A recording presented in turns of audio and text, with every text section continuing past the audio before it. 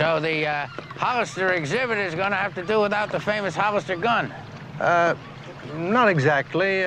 MMI wanted one for their memorial, so they had a duplicate made. I see. Uh-huh. Now, I've got to change, so if there's anything else I can do for you... No, that'll be all, sir. Fine. Just a piece of advice. Find a different spot, or use a different bait. Otherwise, you're not going to catch anything, Lieutenant.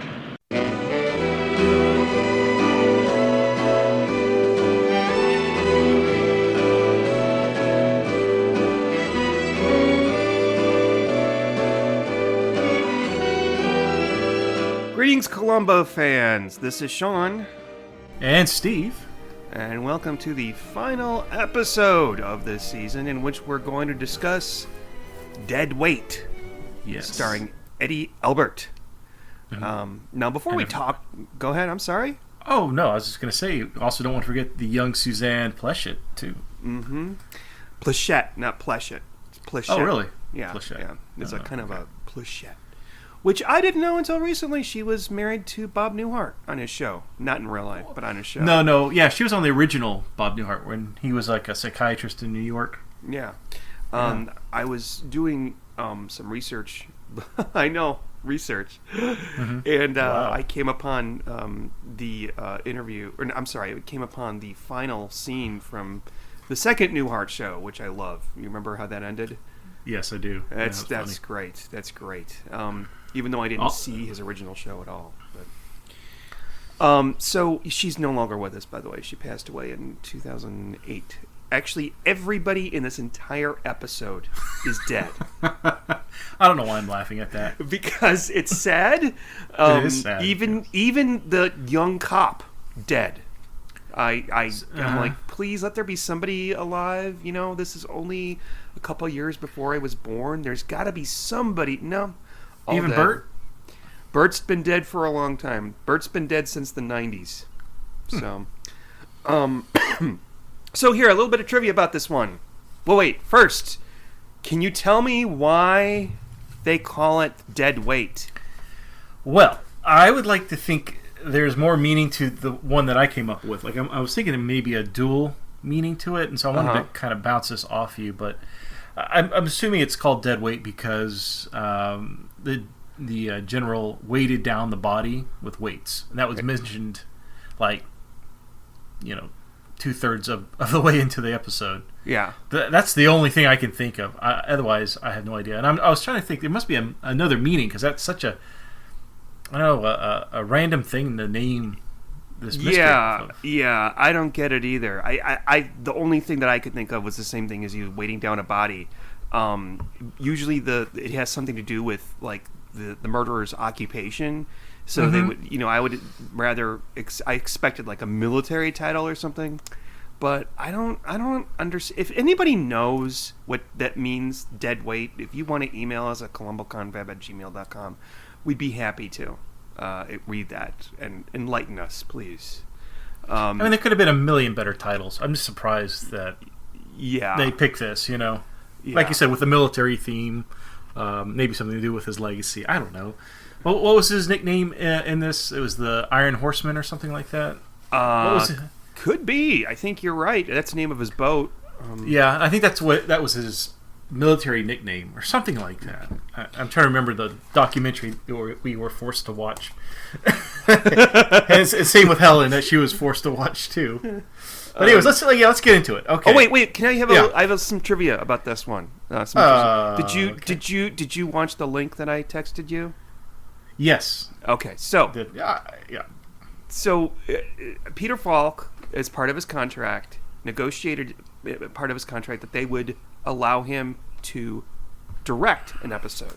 Okay, which he did. Right. He directed Blueprint for Murder a little while after this. Well, they weren't very proactive in arranging that. So when they were filming this episode, Peter Falk got angry, and he decided that he was going to go on a little strike and stay home. So as a result, there are some scenes, and there weren't as much as I thought there were, but I think mostly it's the first scene between Peter Falk and Eddie Albert. where they used a body double to, film him from behind because Peter Falk wasn't there. Okay? Yeah. And so eventually the studio threatened to sue him, and then he came back to work. And Eddie Albert called him an asshole. Yeah, so... Suzanne and Peter were good friends since they were children. And this, I guess, is their first time to work together. Mm-hmm. And, she got mad at him about it. And they didn't talk for a year after. They eventually, I guess, patched things up. But that link you sent me of Suzanne talking about Columbo, she seems like she was still a little upset about it. Like, I'm surprised she wouldn't, I don't know, just let that die. Like, it was just...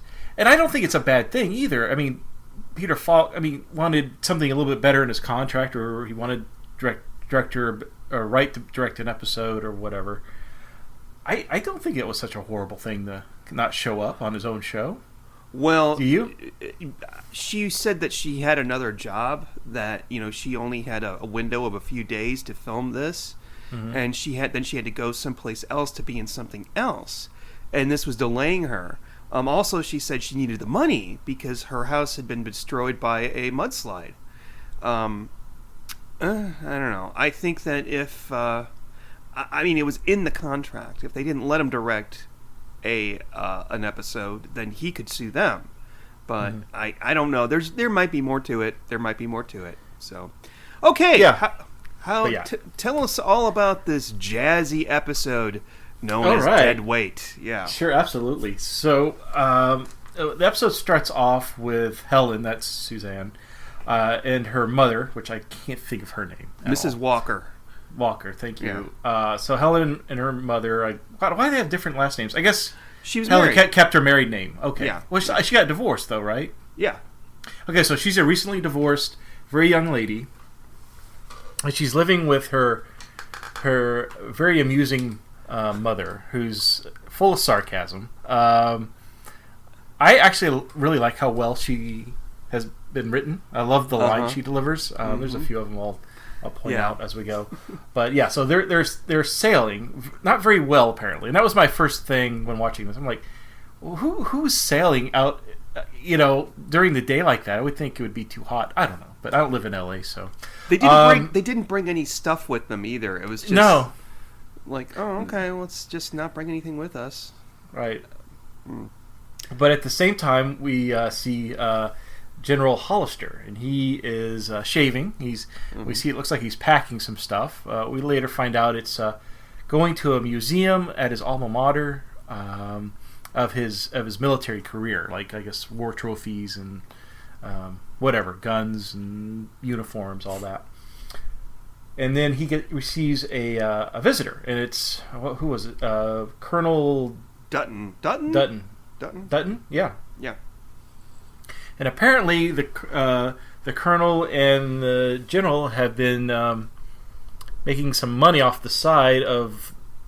I wasn't really sure what the scam was, but the general, when he retired, he went into building construction, and he was using his connection with the military to funnel more money than they needed to pocket for himself. I'm not sure. I think he was making the lowest bid so they would hire his company, and then on top of that, maybe they were skimming money off the top. I don't know.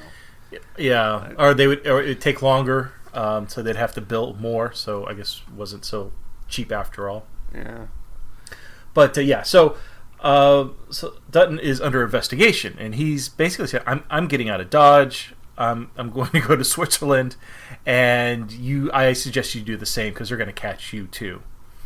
Well, the general's not too happy about this. He doesn't want to leave. He has a very prosperous business, I guess. He's got his reputation. His reputation is probably his biggest downfall. As a matter of fact, I'll confirm that, yes, definitely his reputation, his ego is what is undoing in this episode. But anyways, he suggests the general he better get out of town as well. Of course, the general is not going to do that. He's going to stay, but he's worried if Dutton gets caught, what's going to happen, because he thinks he'll squeal.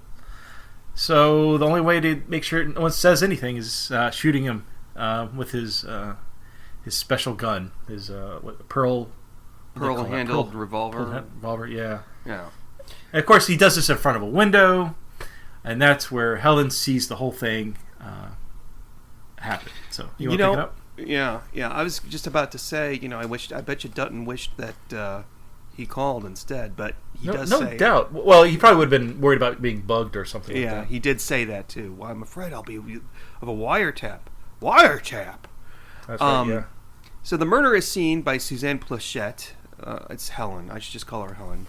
And she says to her mom, I just saw him, and she causes a fracas. I just saw a murder. I just saw it. The police are called. And the police... Well, before that, let's talk about the scene where they get off the boat. Oh, okay. All right. Well, okay. All right. Anybody you recognize in that scene, by the way? No. The guy who runs the sailboat thingy, the guy that helps them out of their sailboat, that is Val Avery, who was the burglar in the last episode that we talked about. What was the last episode? We we haven't talked. Yeah, we haven't talked with each other in a month, so I honestly don't remember. It's a friend in need. Oh no, a friend indeed. Sorry. Yeah. He's the burglar. He was the burglar that Richard Kiley tried to frame. Gotcha. Okay. You don't remember, do you? No, I don't. If I see a photo, I'll remember it. But, okay. Well, it's the same guy. But I'm concentrating on my notes for tonight's recording. So. Oh, okay. Yeah. I made some notes, but not enough to pick up off the floor. They're over there. And I like the line where, as they're getting off the boat, Helen's going to go call the cops at a phone booth. And as the mother's trying to get out... Now, I should say that Helen is having a lot of difficulty getting the boat to dock. And so Val, or the guy who's running the operation, he even makes some comment about it. And he asks the mother, if you hand me your aft line, I can secure your... what did he say? I can secure your stern. Stern, thank you. And she's like, what? And she assumed he was talking something sexual. That was funny. Oh, I laughed. You didn't find that as funny as I did, apparently. It was okay. I don't know. I've just seen this so many times that I just, it's like water up a duck's back. After Okay. But, yeah. So they call the police. Mm-hmm. Police are suspicious because the house that she says the murder took place in, they know it's General Hollister's house. Mm-hmm. And I think it bears mentioning that after Hollister shoots Dutton, first of all, we don't see him shoot him. We see him take out a gun, and then quickly... No, you don't even see the gun. You see him reaching in to the box. Because, at the end, when Colombo collects the murder weapon, I'm like, I thought he shot him with a rifle for some reason. I don't know why I thought that. So I went back to the episode to see what gun they show, and they never show him pick up a gun. You just see Hollister reach into one of the boxes, and then you hear like he's cocking the gun, but you don't see the gun as he's lifting up. Then it goes to Dutton, and he gets shot. So you never see the murder weapon. That's kind of cheating, don't you think? Isn't that kind of cheating? Like not giving us enough information that we are going to be able to solve it, Yeah. Because he has another gun that's kept in a box with a metal in it that he shows to Colombo. Anyway, Colombo shows up at his house. And by the way, this is the definitive proof now of Colombo's first name. Did you see it? Say what? Colombo's first name. He shows Hollister his badge, and you can clearly see Frank Colombo written on it. Interesting. I knew that was in an episode, but I didn't know that was this one. Yeah, I think there's another one besides this that he does, but I liked. By the way, Helen, when she's calling the cops, did you pick up what she said when they asked her where she was? No. So instead of "I'm at the pier," "I'm at the dock," "I'm at the beach," whatever, she says, "I'm at the boat place." She says that, really? Yes. It's like I wonder if Suzanne forgot her line and just looked around, because that's what she does. The character, you hear, she looks around. She goes, "I'm at the boat place." And I'm like, no. And how many boat places are there? What does that mean? Is it the name of a bar, ma'am? Yeah. What? I'm at the boat place. So, yeah. So, I've never noticed that before. That's very funny. Yeah. Usually, if they do something like that, they'd fill it in later with ADR, but I guess they rather didn't do it. Okay, so now I've got a question for you. Maybe you can answer the question for me, because Steve, I woke up really early this morning, and as you know, I don't usually wake up early, and I fell asleep watching this. But I having seen it before, and I rewound it and all that, but when Colombo first arrives at Hollister's well-appointed, huge, gigantic home that consists of basically just a living room and a bedroom, he asks to see the crate full of all the weapons that Hollister's donating to the museum. Right. The pearl-handed revolver is not among those items. Why? Good question. Maybe he brought it to the museum later. I don't know. That's the only thing I can think of. Because, yeah. Well, maybe he once he found out that Columbo was onto him, he had it sent so that way Columbo couldn't find the gun or do ballistics on it. It would be behind a glass case. Oh, maybe yeah. Maybe getting it away from the house.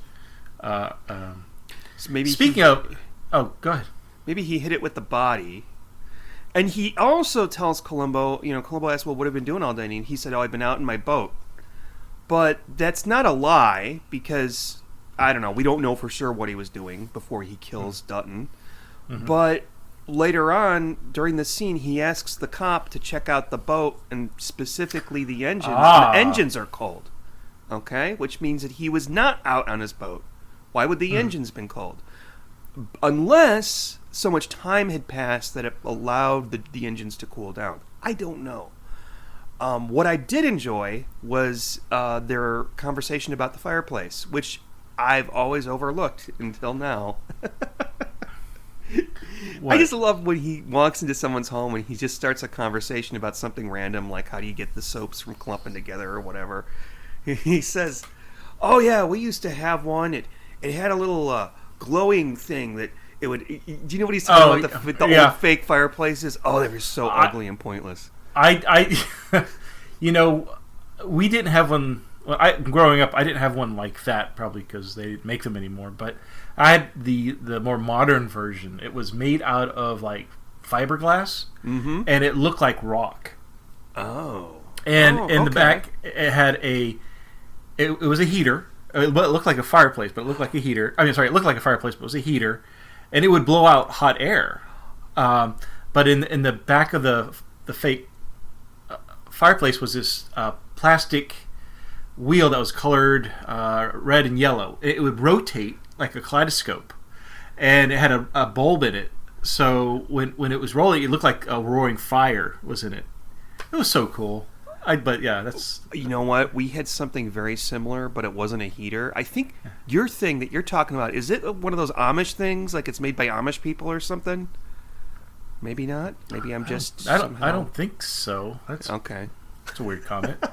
There's like some utility oven or something like that the Amish people make. Okay, maybe I just dreamt it all. Or maybe they're Mennonites. I don't know, but... yeah. So if you're at somebody's place and you're basically telling them, I'm leaving town, and he's obviously getting agitated, talking about General Hollister, and Hollister asks, how did you get here? Did you take a taxi? Now, I would immediately assume this is going to go south quickly if someone's asking me how I got there. Because, the reason being is Hollister wants to know if anybody has seen Dutton at being delivered, or any witnesses to him arriving. And so I like that. He just Dutton's not the smartest guy. Yeah. Poor Dutton. If someone asks, how did you get here? Did you take a taxi? Or I guess modern time, did Uber bring you? I don't think that's going to lead you in a good spot. I don't know. Are you alone? Are you alone? Yeah. Are you alone? Yeah. Did you notice that Hollister had a TV set in his on his bathroom counter? Was that a TV set? I'm pretty sure it's a TV set because there's an antenna sticking out the back of it. It looks I thought horrible. It was a radio. It might be a radio, but it's kind of big for a radio. I mean, they even smaller radios back then. I don't know. There is one line. Maybe it was a computer.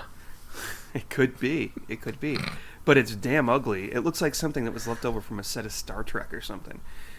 There's one line in here that I actually got to use one day. And I was at a murder mystery party, and this guy was playing a Commodore. And he came in, he was in the Navy, and he came in wearing his actual suit, that he would wear on the job. He was a colonel. That's right, he's a colonel. He was a colonel in real life. And he had on all that color on the badges or whatever. And I said, wow, that's a lot of fruit salad. And I'm like, yes, I finally got to use that saying that Colombo. Was that an actual saying though back then? Was that an actual reference to somebody who had been decorated a lot? They would call it fruit salad. I don't know. That's a really good question. Let me look that up because you may have just burst my bubble. Sorry. Talk while I'm looking it up so we don't have any dead air. So. Well, you be careful when you type in fruit salad. There's a couple of ways it can go. Anyways. So, yeah, Columbo arrives to search. Well, he's been tasked to search the general's house or follow up with the call. And it's funny because the police officer who arrived to talk to Helen first, I guess radioed to his superior that he didn't want to go to Hollister's house because he was just a plain suit police officer and that it probably wouldn't go down very well considering Hollister's reputation. So, and also being a war hero and what have you.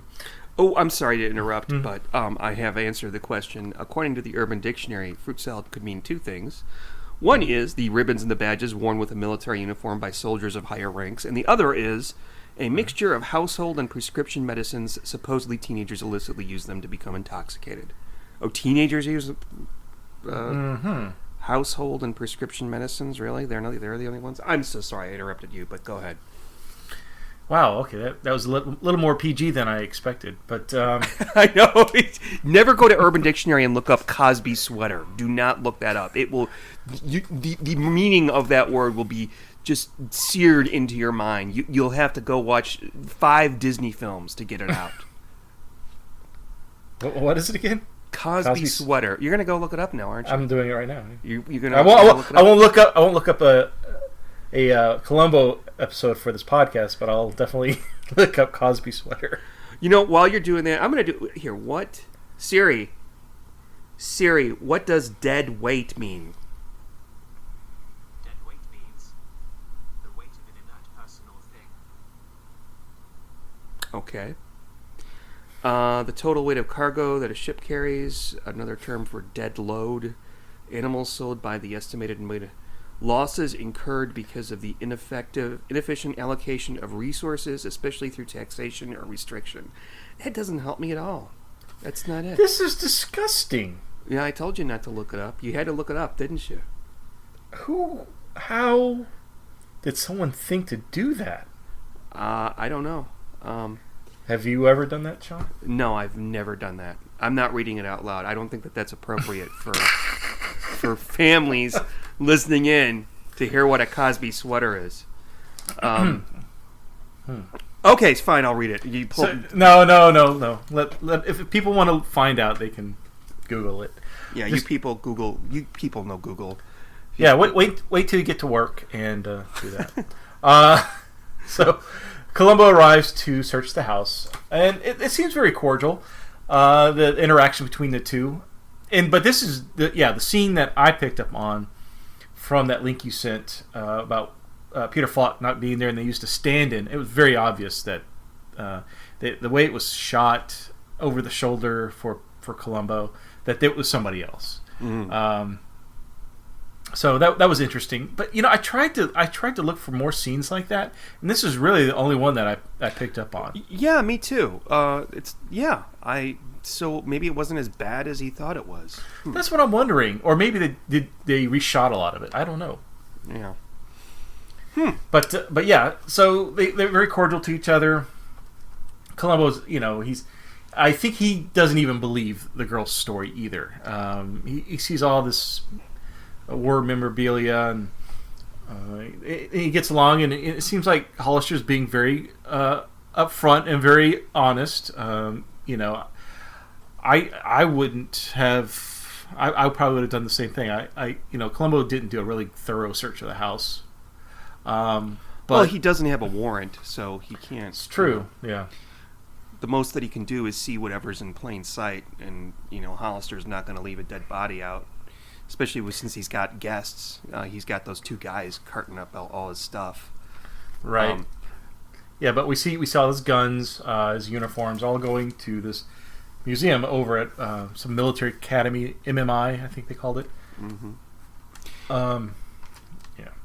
Because what he's going to do is he's going to sell off all his military stuff, and then go and move out to a farm and be a farmer. Yes. Funny? No? Should I just leave it? Okay. No. As a matter of fact, I thought it was interesting. You're speaking of Green Acres, obviously. Yeah. That was him, funny, right? That was him? Yeah. Okay. Mm-hmm. Yeah, with Eva Gabor. She was in it. It was the crazy wife that. And Wilbur the pig. Arnold. I'm sorry. Wilbur was from Charlotte's Web. Did you know? That Okay. Did you know that? I don't remember what I was going to say. Oh yeah, that was a pig. Did you ever realize that Green Acres is actually the exact opposite of the Beverly Hillbillies? Yes, I never thought about it, but you're right, because instead of country folk moving into like a mansion, you've got a lawyer and his wife. I'm trying to remember the song. Green Acres is the place to be. Clean living is the life for me. La la la Wait, la. He goes la, farm. He goes farm living. Is she? Eva says like something about a penthouse. Shit, I don't remember. But anyways, one of the other characters. You can see that if you want to see the song. Just look up on YouTube. Donald Trump sings it with Megan Mullally at the Emmys. Really? True fucking fact. So we also have. Since we brought up Green Acres? So since you brought up Green Acres, there was another character. I can't think of his name, but it was played by a young Tom Lester. Okay. And so when Helen talks about her husband leaving her because he was fooling around, is that the same Tom? No. Because Tom moved out to the farm as well. Oh, I see what you did there. Okay. No, it's not the same. Oh, wait. Oh, so Eddie Albert played Tom Lester in Green Acres? Who knows that? No. Tom Lester was an actor who played like their farmhand in Green Acres. How do you know that? Did you know that show that well? I Googled it.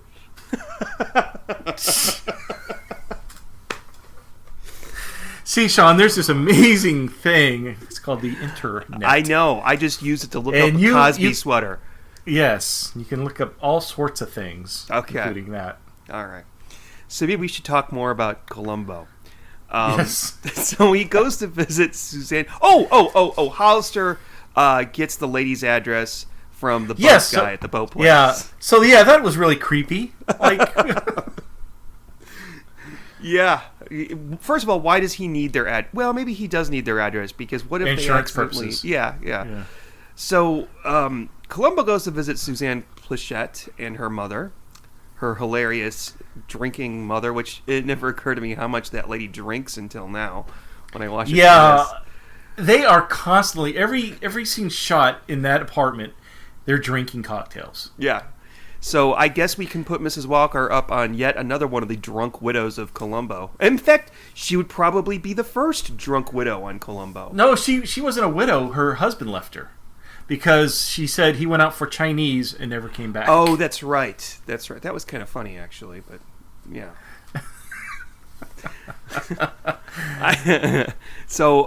Yeah, she's a real hoot. She is. But I just want to, did you see all of the creepy masks that Suzanne Plachette was making? I mean, her painting, not paintings, but she's got a bunch of drawings up on the wall. It looks like the basement of a serial killer or something. But she does, these makes pots and shit and really ugly llamas out of clay and things of that ilk. And she works with children and animals at presumably the same petting zoo that the zoo Ark Zoo or something. The same petting zoo where Harry, the recovering drug addict, works from A Stitch in Crime. I was trying to remember his last name, Harry.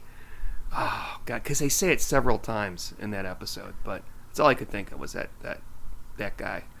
And so Columbo goes, talks to them, and I think at this point he believes her. Because she is extremely sincere.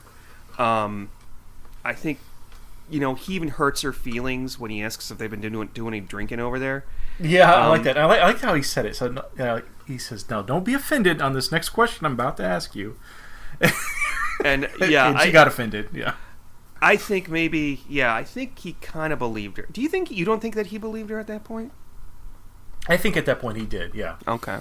Mm-hmm. So, excuse me, everybody. See, I don't cut that out. Why don't I cut it out? Because it's more like real people talking. Because anybody could cough or belch or, Meanwhile, Eddie Albert takes Dutton's car and drives it away.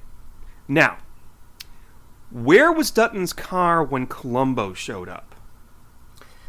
I again rewatched the beginning so I could see the gun that it was used. Mm-hmm. So Dutton pulls in to the same spot that Columbo initially pulls into in that parking lot.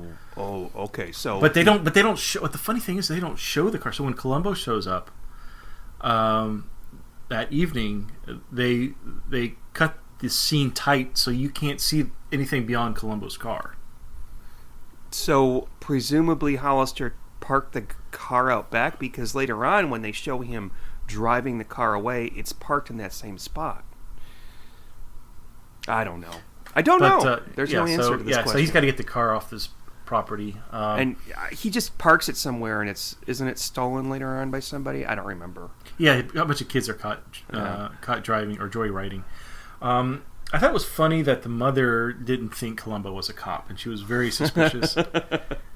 That's a running gag, it seems like. Well, even the cop didn't think Columbo was a cop at first. Yeah. Sorry, you can't park here. Oh, I think it's for me. So General Hollister, then, he's going out for a night on the town with some gentlemen who have wives at home. Well, yeah, but I mean, I thought it was the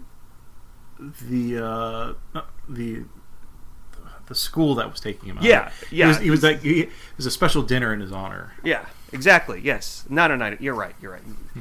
And he gets home at 4 a.m. and wait, before he goes out, he stops by Suzanne Plachette and says something like, "Watch the news tonight. I want you to know more about the man you're accusing of murder."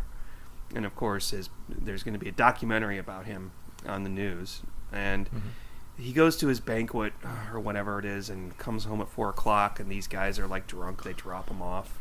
And he's like, "Go home to your wives." And then he goes inside, presses a secret button, and it turns out... this is creepy as anything. So Dutton is wrapped in plastic, and he's strung up off the ground, hanging from this fake shelf door, like something you'd see in Scooby-Doo. I mean, it's just... definitely weird. And it came out of nowhere. I'm like... It was almost shocking. Who has that in their house? Like, who fucking has that shit in their house? I mean, I would be embarrassed to ask, okay, so guys, when you're building this house, what I want you to do is do a what do you call it? I don't even know what you call it. A secret door. A secret door that goes to a secret storage place where I can keep my dead bodies. I mean, there's no way that conversation is going to go comfortably. Yeah, there should be some kind of registry if you're going to have something like that. I mean, it would be him. It would be Matt Lauer. Who else? John Wayne Gacy. And Frau Blucher. There's no good reason. There's no good reason you would want a trick trap door or something. It's just. And also, you could get stuck in it. Put the candle back. What's that from, Steve? I made a reference to a movie. It's got to be Clue. No. Nice try though. Young Frankenstein. Oh, okay. So, all right. So we get to see cut to Colombo. Bert and Colombo. I'm talking too much. If you want to take it, go ahead and take please. I'm listening. For the record, folks, just so you know a little bit of inside baseball here. I am drinking coffee, which is not usually what I normally take when we're doing these episodes. I don't know if you can tell, but sometimes we drink alcohol. Actually, not even sometimes. All the times we drink alcohol. Yeah. I don't. Oh, you don't? Okay. Well, all right. So Columbo's at Bert's. It's not Barney's Beanery. It's Bert's. Bert's Beanery. Which we see Bert in another episode, and I can't remember. I know where we see him before. Where? He is the William Shatner episode, Fate into Murder. He is the guy who works in the restaurant where she gets killed. Do you remember? I'm trying to remember. The restaurant or the deli? He works in a deli. It's a deli, I think. It's where Shatner shoots his victim, and he stages a stick up. I just said stick up. That's the same guy, huh? Well, yeah. No, I didn't. But I could have sworn we see him in another episode as Bert, the diner owner, but maybe not. Somebody knows the answer to that, and they're shouting it out. It's blah blah blah. But yeah, so Bert has apparently the best chili in town, and he cannot seem to get rid of it. He's always offering a free bowl to Colombo. If you catch a fish, I'll give you a bowl of chili. Like, what is that? I don't think that's a way to run a business, really. Yeah. Bert is a very interesting guy. He seems to be very taken with Colombo because he's always offering him coffee and chili and Colombo watches TV. That's where he watches the documentary about General Hollister. Why doesn't he go home? Go home to his wife. Yeah. Exactly. Where do we go from this? Oh yeah, Hollister's like trying to woo Suzanne Plachette. Oh, I know what I wanted to ask you. So Hollister comes home from his little party. He goes in his bedroom. He takes his jacket off, and Eddie Albert is wearing a tuxedo shirt underneath, and it's on the sheer. front. It's sheer. I've never seen such a thing. I know the practicality of it, like it's not as hot.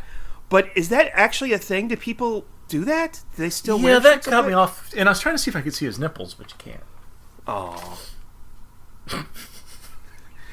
Anyway, but I love the fact that he's apparently sober. He makes fun, he pokes a jibe at his drunk friends. But the first thing he does when he gets inside, after changing his clothes, is pour a drink for himself. Because he's about to dispose of the body by dumping it in the ocean. Right, by weighing it down. Yeah. So he does that, and as he comes back, I guess it's early in the morning, and Columbo is fishing at the dock or at the pier, where he ties up his yacht. And there's a whole conversation about fishing, showing up early, and catching. And I thought it was interesting. I don't think they were talking about fishing. I think they were talking about catching a murderer. Yeah. And, that was fun. Yeah. And then I think I may have fallen asleep at this part and missed something, but Eddie Albert shows up at Suzanne Plachette's work. They go on a date. He makes some cute legal puns that don't mean anything. I think we better. So is it weird that Hollister is stalking? Yes. I mean, it's so creepy, and it's an older man. I mean, what's she seeing? It must be money. Yeah, I mean, the yacht, the house. Her mother's excited. She's like, "Oh well, what do you know? You seeing him again? What do you know?" If you play your cards right, we'll have champagne instead of scotch or whatever. No, today bourbon, tomorrow champagne. I'd rather have bourbon. I like bourbon better. I would rather have bourbon too. Yeah. It should be, like today sparkling. I don't know, boxed wine. Tomorrow bourbon. So I think it's. I don't think they had suspicious. boxed wine back then. Maybe they didn't. I don't know. That's interesting. When did they first serve boxed wine? Anyway, so it's pretty obvious to Colombo that Eddie Albert's the murderer because number one, Suzanne Plachette saw him, and number two, he's trying to date Suzanne Plachette. There are no other clues that point to Hollister being the murderer other than that. So there is a scene between Hollister and Colombo on a boat that's long, but which doesn't amount to much. I can't remember for the life of me what they talk about, but it's there's I don't feel like anything was necessarily revealed by that scene. And we get to the end. Is there anything I'm skipping now? Because I know I'm going to start to talk, and you go, whoa, rewind. Hold on. So, yeah, I mean, besides Hollister is trying to seduce, for obvious reasons, he's trying to seduce Helen. I know you keep calling her by the actress's name. I like calling her by the character. Yeah, I should actually use the characters' names. Because I don't want people to get confused that the actor was whatever. Never mind. Right. Being silly. But anyways, but yeah, so the apparently we found out later that the body was weighted down. The sharks got to it, which was kind of okay. I don't think that's possible, but okay. Yeah. I mean, I'm not saying it's not impossible, but I'm saying sharks don't go eat dead bodies. You never know. They eat license plates and tires, apparently. So, because I've seen Jaws so many times, I know this. Okay. I'm an expert. But okay. I like how Helen is turning, or she doesn't believe her story anymore. She doesn't want to talk to Colombo anymore. Matter of fact, at one point she says, "No, I was wrong. It was the light of day. It was just, obviously I missaw. I don't know now. So leave me alone. I don't want. I'm not talking to you ever again about this." And so that was, I thought, an interesting twist where Colombo no longer now has an eyewitness. Mm-hmm. And he even tells her, "Look, we found the body. He's been missing." At first, he says they found the car, but he's missing. Here's this picture. Does this, he's basically relying on her to, be his main source of what happened. What happens when your key eyewitness basically says, "Leave me alone. I've changed my mind," and is becoming romantically involved with the murderer. So you see that play out. So instead of using a key witness, you have to find proof, which he does. Mm-hmm. And go ahead. It is the gun, his famous pearl-handled revolver, which he previously tells Colombo that it was stolen from him back in the Korean War. Which I don't know why you would have said that. I don't know what that would have changed the story at all. I don't know, but he says the one that they're putting up for display is a replica. But regardless, why? I don't know why he lied about that, because why would he lie? I don't know if it would have mattered. It wouldn't matter. No, there's no reason. Because it's in the museum. So Colombo is over at Bert's again, and Bert talks about how he's attached to all of his war memorabilia, even though Bert's wife wants him to get rid of it all. Oh, I'm jealous of Bert's wife with such a hunky husband. And he that gives Colombo an idea, and Colombo solves the case because he's like, well, how could Hollister have gotten rid of his, let his gun go like that? He's so into all his, stuff and himself. So, and that was kind of like his main thing, that he was known for that gun. Yeah. So how would he be so mindful of not finding out who stole the gun, right? Correct. And he shows up at the museum, has the gun ballistics test the gun that is on display under glass at the museum, and this is how he proves that Hollister is the murderer. Right. Now, did you mention at the beginning that Columbo invites Helen to the museum or to the exhibit? I did not mention that. Yeah. So he invites her, and she basically says, "You cannot ask. I'm not going to answer any questions you have about the murder. I'm not going to do that."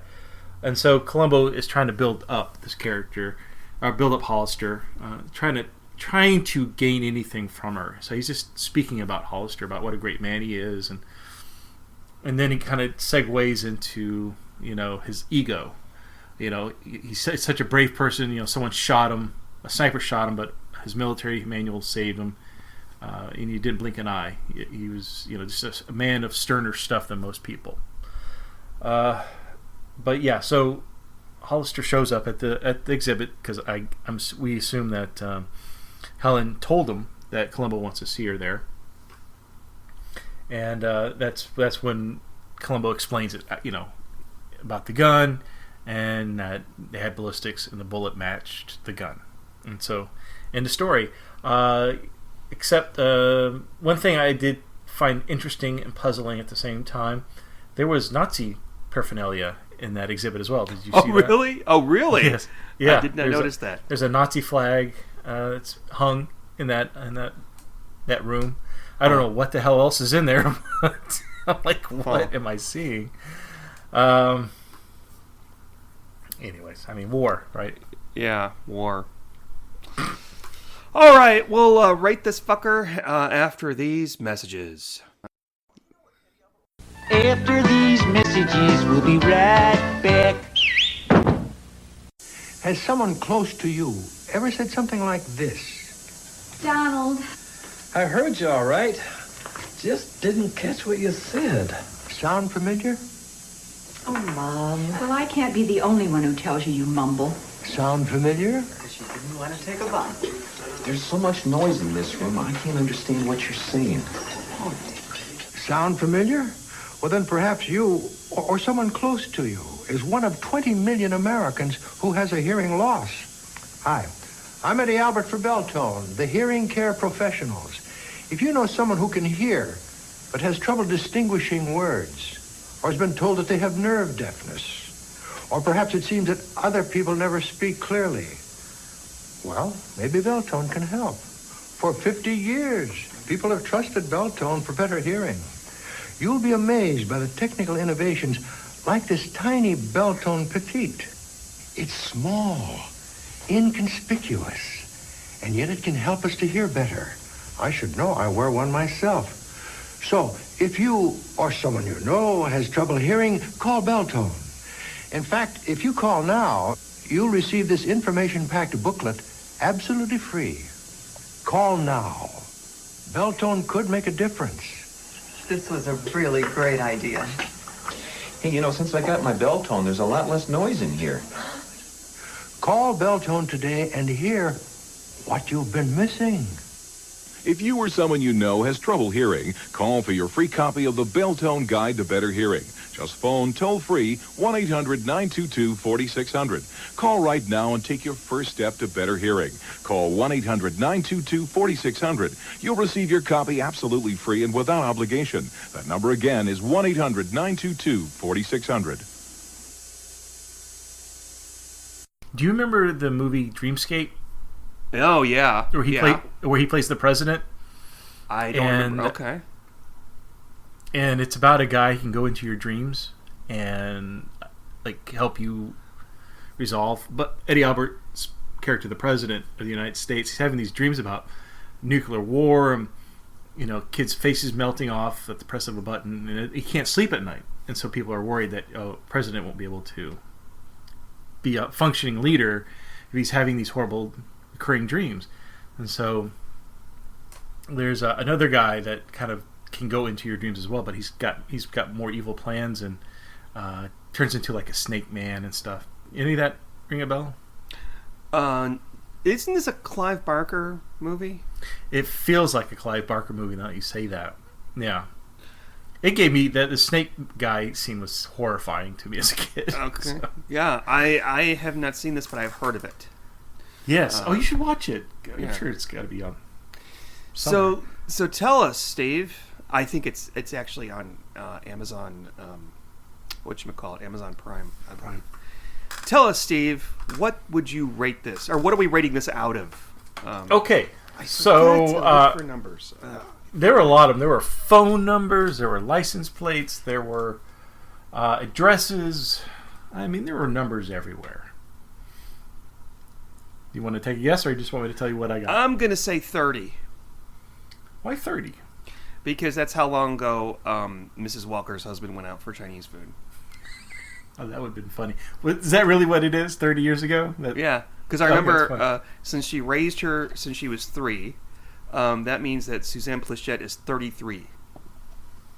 Okay. So I'm gonna the number we're gonna rate this one tonight is 1 out of 2001. Where did you get that number?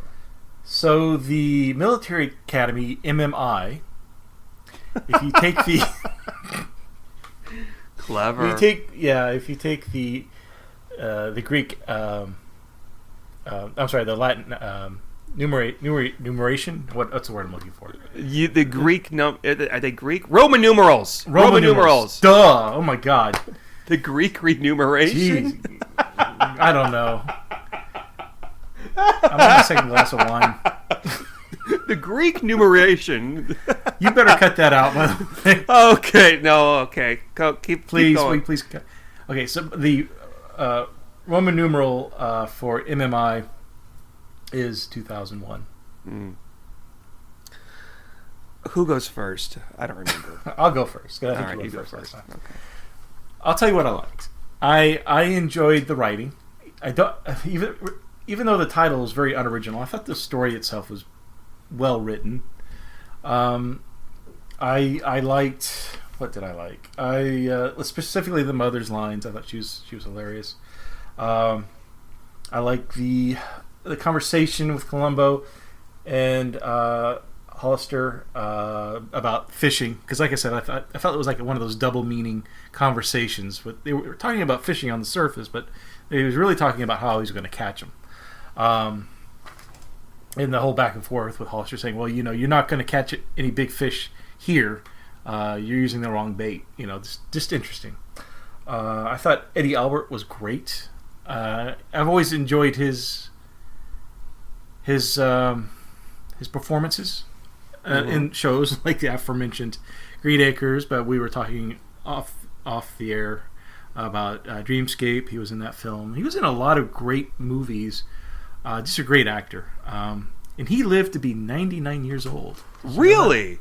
Wow. Yeah. I did not know that. Huh. But, enjoyed his performance. Thought he was great. Outside of that, the problems I have with this episode, I felt it was a little... it wasn't boring, but it was just not very engaging. No. Beyond yes, it was well written, but I don't know. It was just kind of not very interesting of a story to me. I'm not saying it was horrible. If we're talking about the best of the best, it's definitely not the best. It's middle of the road. Yeah. I'll give you that. So out of 2001, I give it a solid 1750. Oh, okay. Wow, how generous. No? Okay. This is probably the worst 70s. Actually, no. Let me back that up. I think this is my least favorite Columbo episode ever. I was holding back. I didn't want to immediately tear it a new asshole, but I think you could tell that I didn't like it. First of all, it made me fall asleep, which is partially my fault and not really all the episode's fault. But did we talk about clues? I love clues.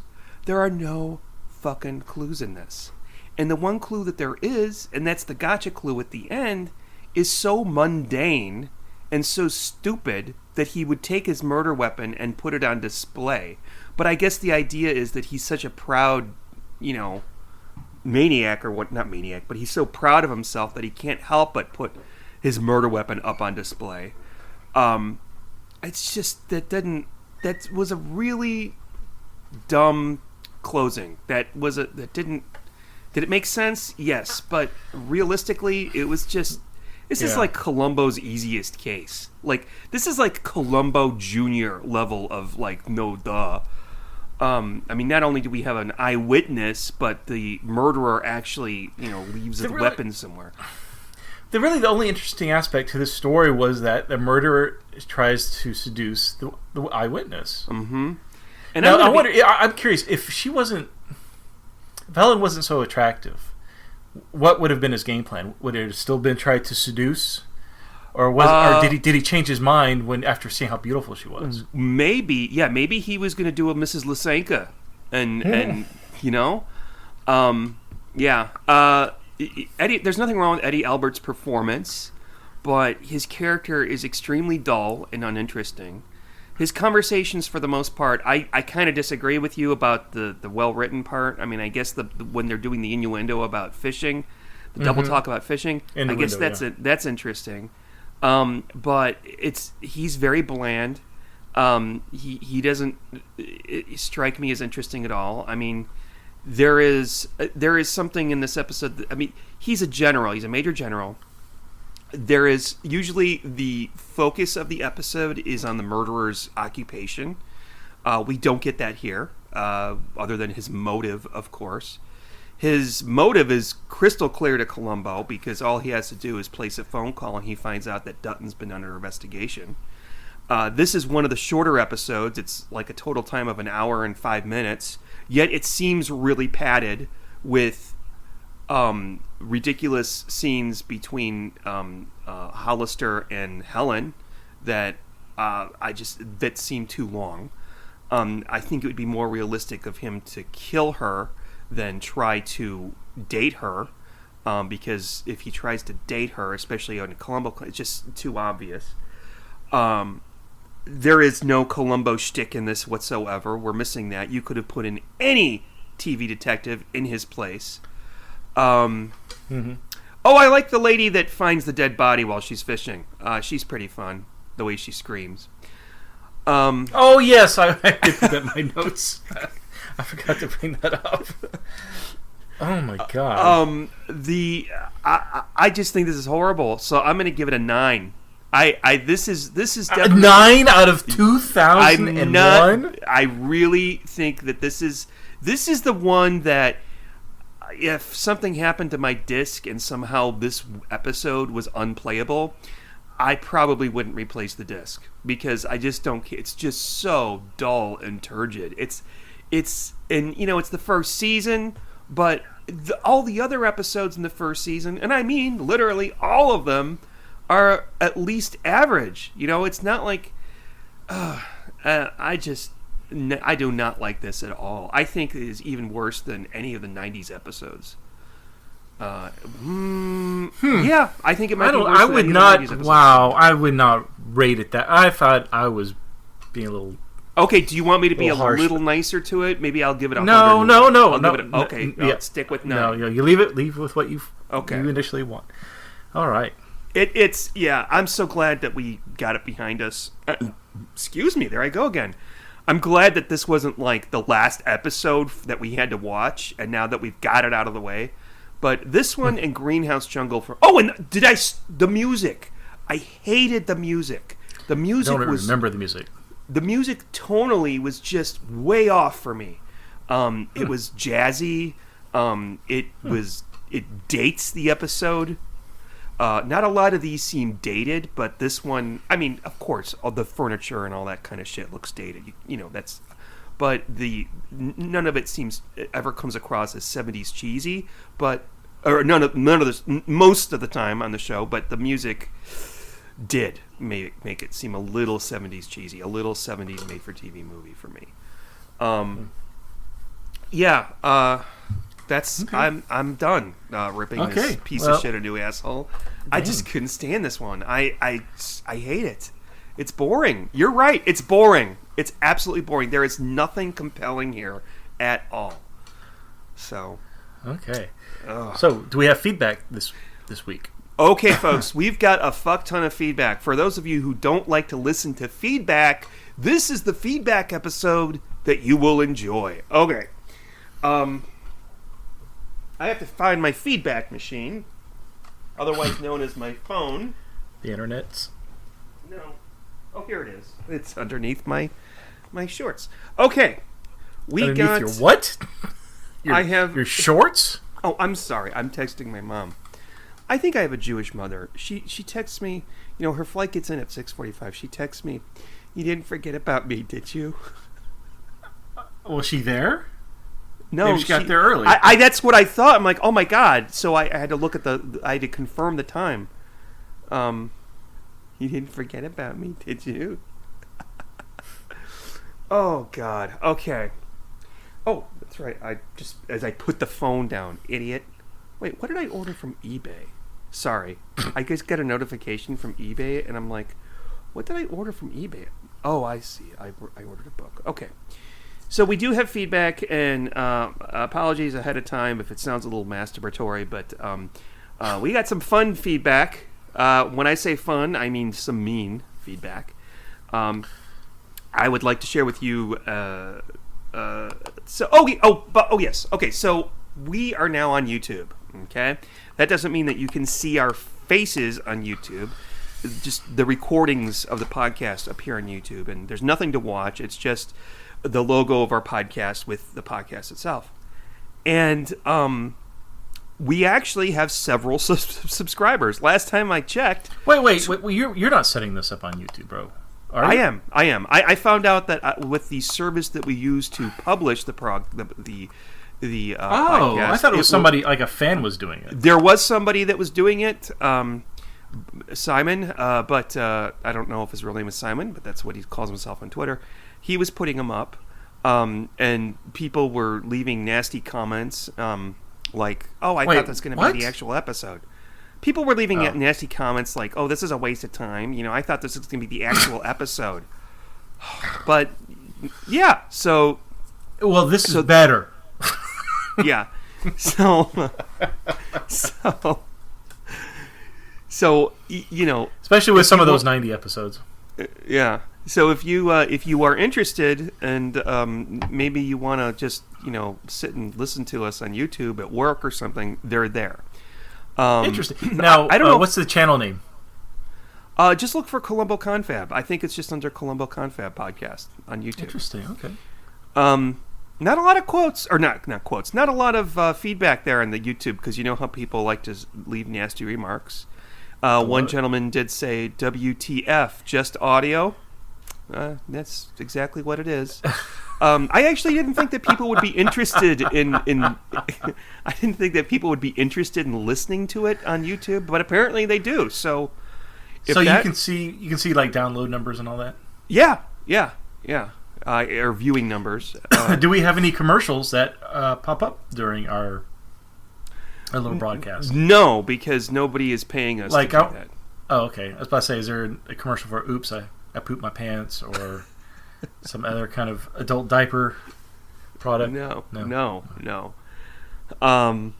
Wouldn't it be great, though, if it did? There was. But the first comment that I received less than 24 hours after posting the episodes was from the episode "It's All in the Game," starring Faye Dunaway.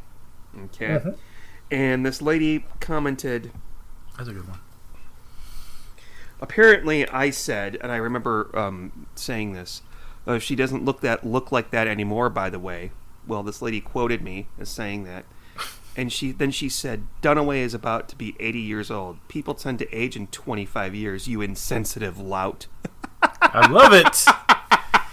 I like how she figures you out just from listening to one episode. This is true. Sean is an insensitive lout. Oh. I'm sure she's not listening here, so I'm just going to say, "Fuck you!" Well, she's definitely not listening anymore now. But yeah, we have other. So this is from Sean, David. you're such an insensitive lout. How could you? Who says that? You insensitive. You lout. You lout. All right, here we go. Greetings. Oh, this is from David. David P. Greetings, Sean and Steve. Thank you for reading my last email at the end of the Rest in Peace, Mrs. Colombo episode. This email is just some haphazard things I've wanted to share with you. I was fortunate to have met Shirley Jones recently and was able to ask her about Jack Cassidy and his role as several of the murderers in Colombo. Oh, how fascinating. Yeah, that is actually pretty cool. She told me that both herself and Jack were personal friends of Peter and would spend time having dinner at each other's houses. So Jack ended up getting several of those starring roles because of that friendship. Of course, I'm sure the fact that he's awesome in each of the roles didn't hurt either. In regards to whether or not there is a Mrs. Colombo or not, in regards to whether there's a Mrs. Colombo or not, I say yes there is, and it is not his mother. In the episode Try and Catch Me, Colombo runs into Abigail Mitchell on a pier just as she's about to throw Edmund's keys into the water. He tells her how he sympathizes with her loss and how tough it is to lose someone so young. I lost my parents. That's the way of the world, he says. That's absolutely true. So Colombo's mother is deceased. One cool thing about Patrick McGoohan is that he was one of the actors considered for James Bond. He was great in the movie Silver Streak, again, as the villain. I could see it. I could see that. I've seen Silver Streak so many times as a kid. We had it on. I played the hell out of that movie so much. It's Gene Wilder, and he's like a man on the run. He's on a train, and Patrick McGoohan's the villain. And he gets kicked off the train by one of his goons, and he ends up meeting Richard Pryor. It's a great movie. Oh yeah, and he's stuck in a train station because he can't. Oh, is that the one where he goes to jail? Gene Wilder goes to jail with No, that's Richard Pryor. That's Stir Crazy. This is Silver Streak. So there's a scene where he's in a train station, but he's a wanted man because they think that he's wanted for murder. And Richard Pryor, they're in the men's room, and Richard Pryor goes, "I know what we'll do." Did the murder have only one arm? No. Listen. So Richard Pryor says, "I know what we can do." So he dresses Gene Martin up as a black guy. Gene Martin? That's Gene Wilder.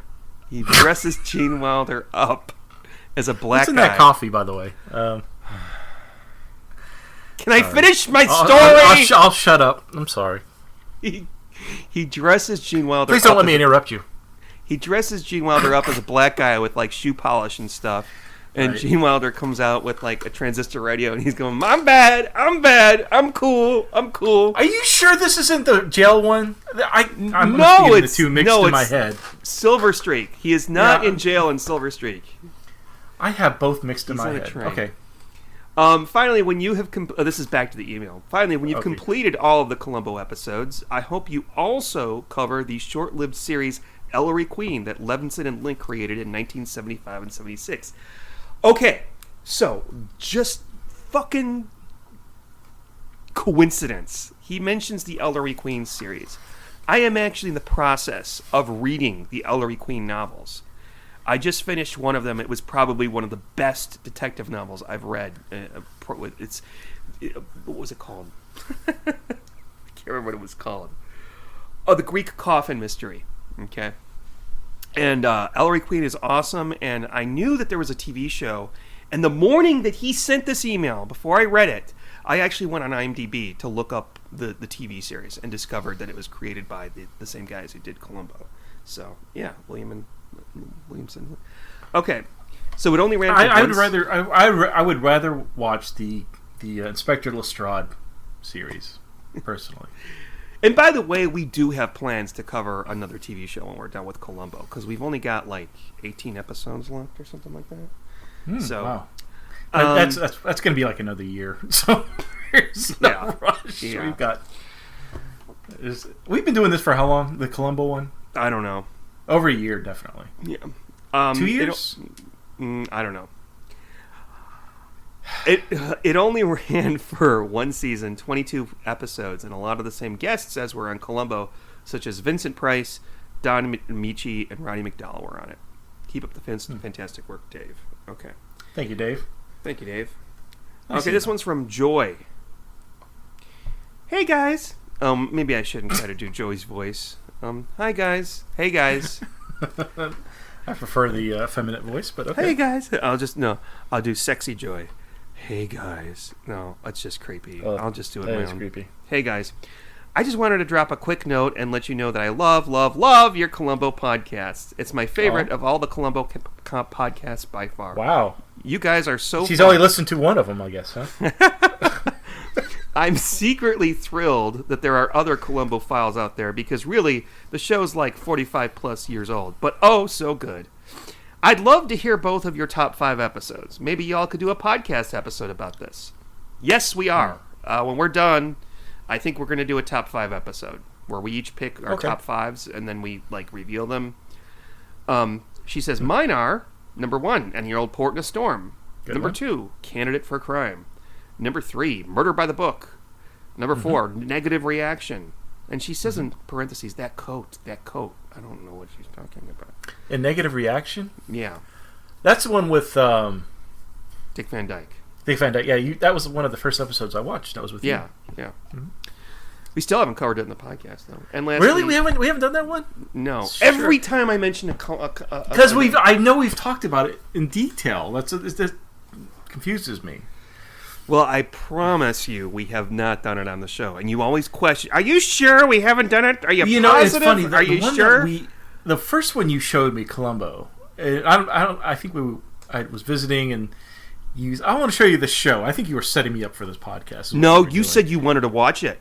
And the first one you showed me, it was okay. That was the one with the security cameras. Playback.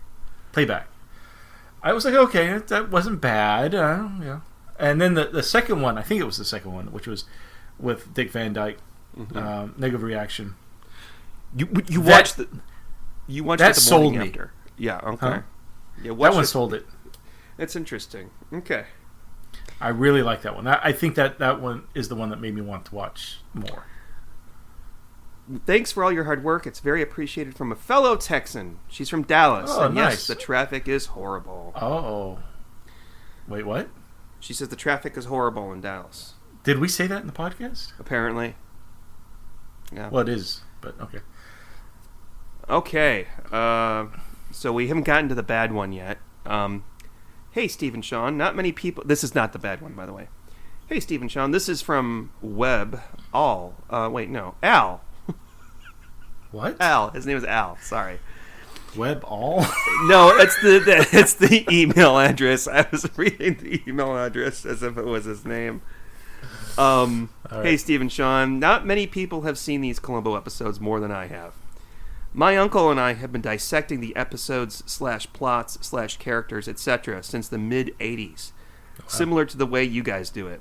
We have been discussing and analyzing the episodes for about 35 years. I'm pretty sure you probably do a better job than what we're doing. I would say that we are experts on Colombo. Let's just say that we know very well who Vito Scotti and Mike Lally are, LOL. You know who those guys are, right? Nope. Okay, Mike Lally, I'll explain it for the umpteenth time. Mike Lally is in more episodes than any other character, than any other actor than Peter Falk himself. He wasn't in this one, by the way, but someday when you're here, I'll point him out to you, and then you'll always see him. Anyway, and Vito Scotti was the guy. He's in maybe 3. He was in Identity Crisis. He was in Murderous Self-Portrait. He's in Candidate for Crime. He's an Italian guy. Oh, he's in. Oh, Swan yeah, Song. Vito. Yeah, he was in The Godfather too, right? Yes, very good. Yeah. Yes. That's when Columbo takes the grapes. Yes, exactly. Yes, I So believe he's weird. the guy in the opening shot of The Godfather, isn't he? Yeah, he's the father who. When it's the day of the wedding, and you can ask the Godfather for a favor, and Vito or whatever the character's name is in The Godfather wants the Godfather to take out these young men who raped his daughter. Yeah. Yeah. So he says, I've seen some episodes over 100 times, and the ones that I don't enjoy as much, I've probably seen a dozen times. Wow.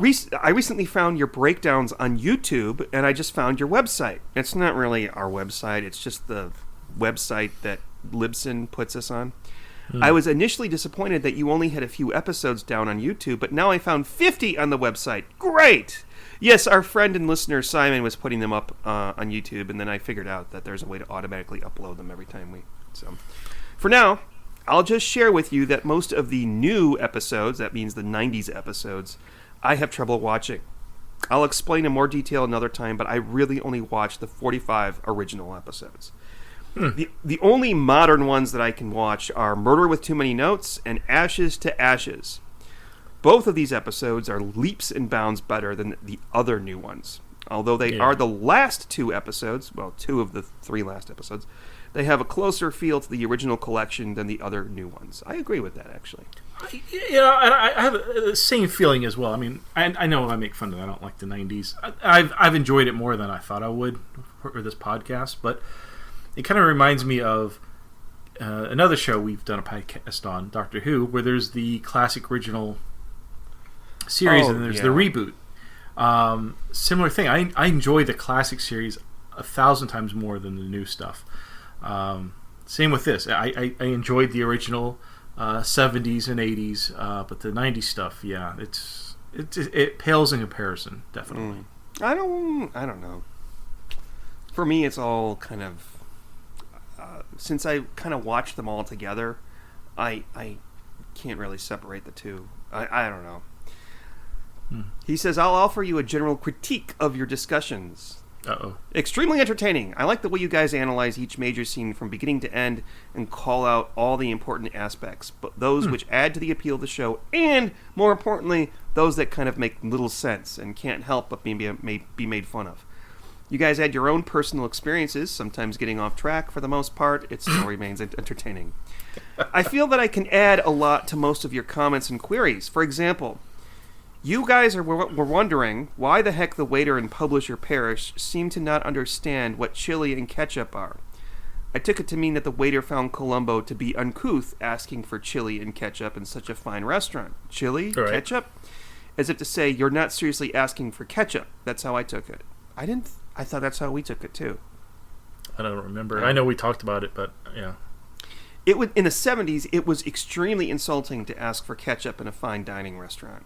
Most of them didn't even have ketchup in the 70s. Since it was considered low class to use ketchup and insulting to the chef, nowadays fine dining restaurants have ketchup bottles on the table, so it's all good. Then again, within 2 minutes, Colombo was served a fresh bowl of chili with a bottle of ketchup. LOL.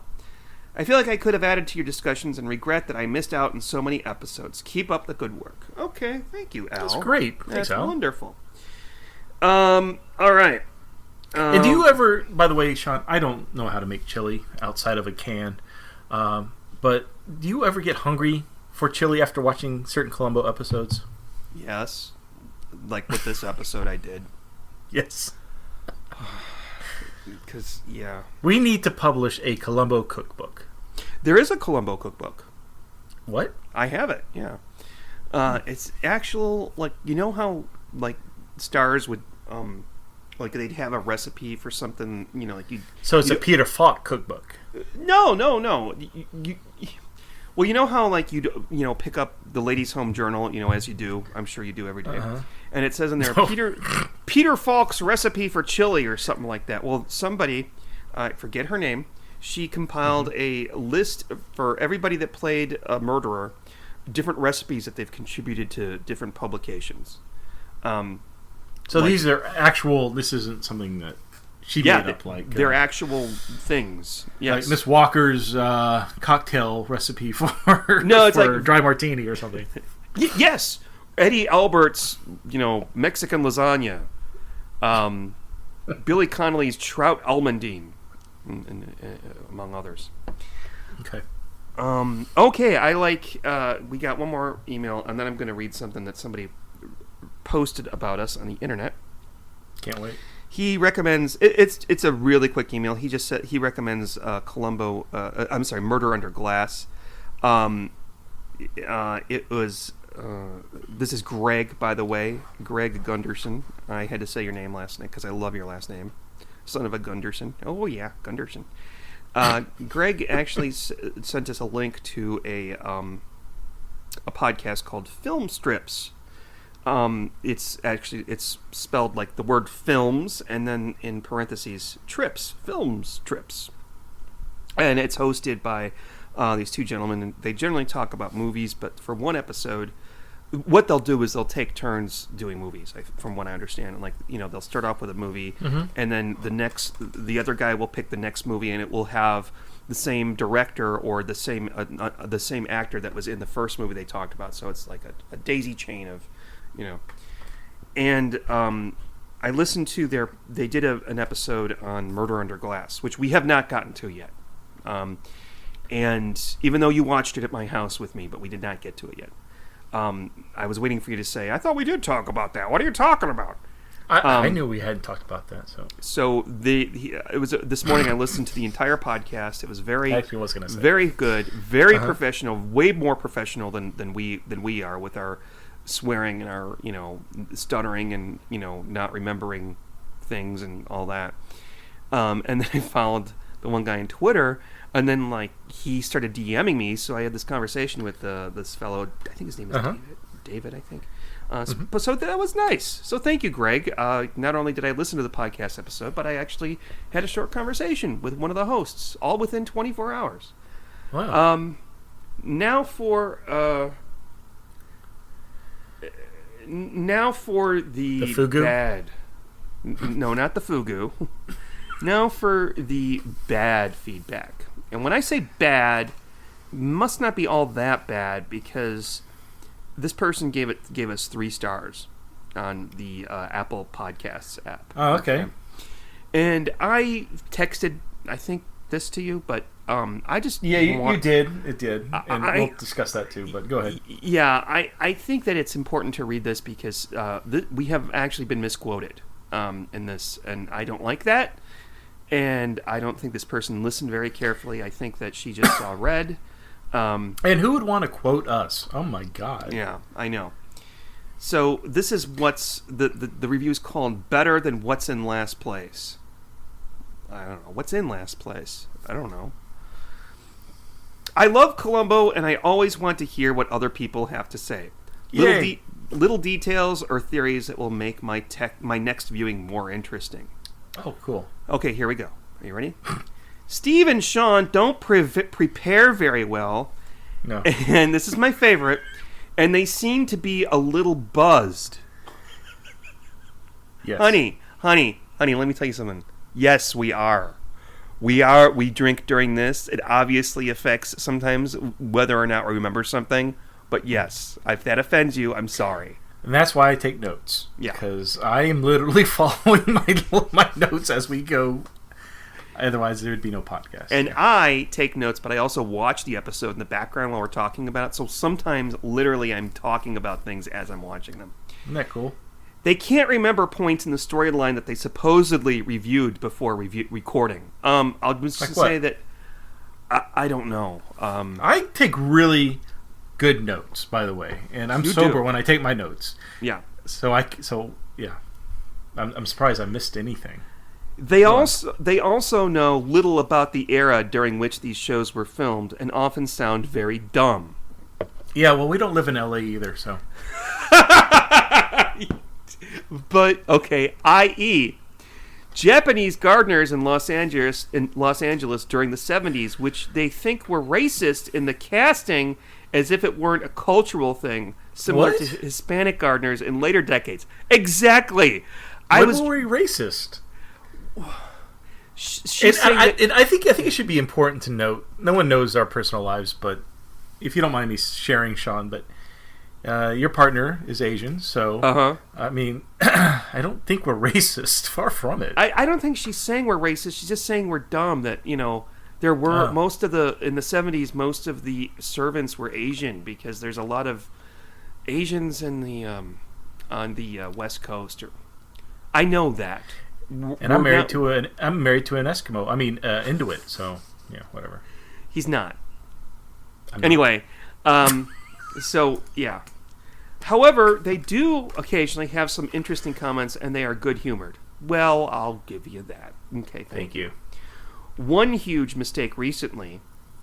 They reviewed Mrs. Colombo, which had nothing to do with the original Colombo except the name. Right. Okay. Then, okay, first of all, we know. Well, we should all know by now there is no Mrs. Colombo, so I think she agrees with me. And also, we are well aware that Mrs. Colombo is an entirely different show from Columbo, made by different people, different actors. We know that it's not the same show. Then one of them started trashing Cher Denise, Peter Falk's widow, who did not appear on Mrs. Colombo, but did have some comic roles on the Colombo series. Right.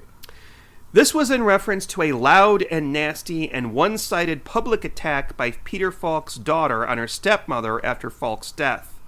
Right. Miss Falk was never on any show. The Mrs. Colombo show had no relation to the Colombo show. Right.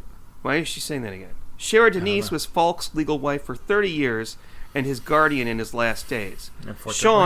Sean or Steve accused her of, one, being a terrible actress, which is a fair enough review, although I think she was... I don't know. I don't think that was me, but... I think it was me. I think it was me, yeah. I think she says, which is a fair enough review, although I think she was delightful in her lightweight roles. Well, yeah, like in Murder Under Glass, I thought she was really good in that. I enjoyed her performance. But when they brought her on as a killer or an accomplice... Yeah. The show used many actors repeatedly in small and large parts. And two, we accused her of, two, not taking proper care of her husband in his latter days. Now, I don't think that we did that. I don't think that we ever... Yeah. I'm pretty sure she took good care of him. She was just a fucking bitch to his daughter who wanted to see him. And it's not like he was starving, bedridden, or anything like that. You know, I mean, I don't think that's what happened. I think she took care of him. I just don't. I think it's awfully suspicious that she wouldn't allow her stepdaughters to visit. Yeah. Or know where the burial was. I mean, yeah. And it was such a big deal that they came up with a law, the Peter Falk law. Yeah. So it tells me there's probably more truth in those accusations than not. I mean, if a flippin' law was put into place because of this, there was something going on. I don't think this much attention would be brought forward, especially for legal purposes, if there wasn't.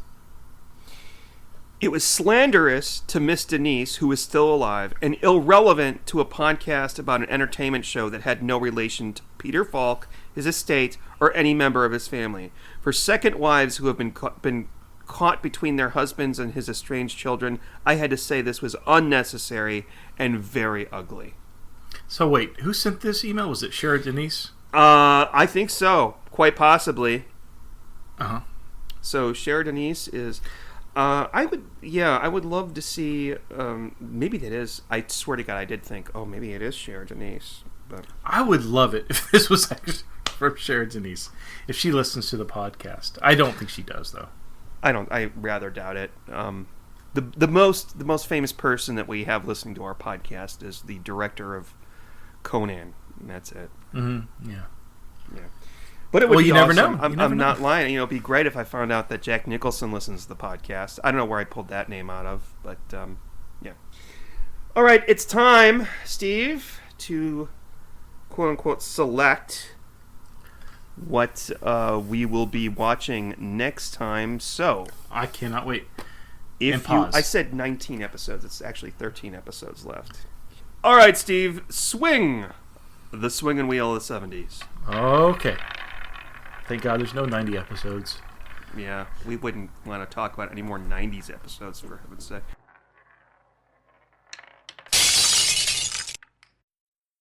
Uh-oh. It broke, Steve. You broke the wheel. What's wrong? I did. Did I spin it too hard? Sorry, get a little carried away. Well, it's a little out of control. It went ahead and chose a Mrs. Colombo episode again. So what? So it looks like we're going to be talking about Word Games. The first episode of the first season of Mrs. Colombo. Starring Kate. Robert Culp. Yes! Robert Culp's in this. Bob Dishy. Don't know who that is. He's Wilson in Colombo. Greenhouse Right. Jungle. Yes. Nice. Mm-hmm. So, okay, that'll be interesting. I haven't seen that in 30 years. So This episode? Really? yeah. I saw it when ABC had it on TV when they were doing the 90s episodes. And maybe they thought, oh, well, this is so bad. These are so bad that we're going to add Mrs. Colombo to the mix and make it worse. These are our new 90s. So, okay. So that's how we're going to open up next season with Mrs. Colombo. So, say goodbye, Steve. Goodbye, Sean. Bye, everybody!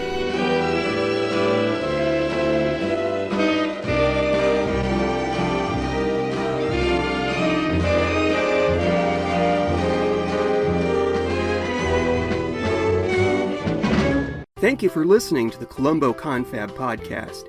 To email us with a comment or question, write to colomboconfab@gmail.com. Follow us on Twitter @colomboconfab, and look for us on Facebook. If you're enjoying the show, please leave us some happy reviews on iTunes. I love clues. And the Oscar goes to... And the Oscar goes to... And the Oscar goes to... And the Oscar goes to...